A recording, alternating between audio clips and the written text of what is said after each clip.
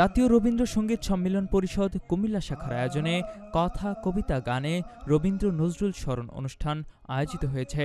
২৭ August বৃহস্পতিবার সন্ধ্যা ৭টায় নগরীর grand দেশপ্রিয় restaurant conference হলে এই আয়োজন অনুষ্ঠিত হয়। কুমিল্লা ভিক্টোরিয়া সরকারি কলেজের বাংলা বিভাগের বিভাগীয় প্রধান অধ্যাপক মশিউর রহমান ভূঁইয়ার সঞ্চালনায় অনুষ্ঠানে প্রবন্ধ পাঠ করেন কুমিল্লা ভিক্টোরিয়া সরকারি কলেজের বাংলা বিভাগের সহকারী অধ্যাপক আবুল কালাম আজাদ। এ সময় বিদ্রোহী কবি কাজী নজরুল ইসলাম ও বিশ্বকবি রবীন্দ্রনাথ ঠাকুরের জনপ্রিয় সঙ্গীত পরিবেশন এবং কবিতা আবৃত্তি করা হয়।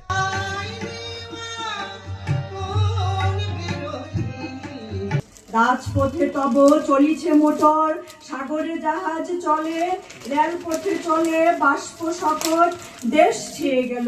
শিল্পী হিসেবে সঙ্গীত পরিবেশন করেন শায়লা বিনতে বাশার, ডাক্তার আব্দুল মালেক, গৌতম দাস, জয়দেব, প্রলীপ দাস, ভট্টাচার্য ভুলু, হুমায়ুন কবির, গুরুদেব ভট্টাচার্য সহ অন্যান্যরা।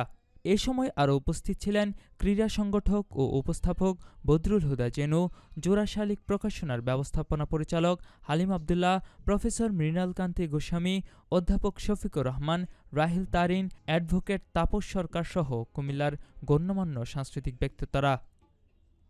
কুমিল্লার কাগজ, নিউজ ডেস্ক।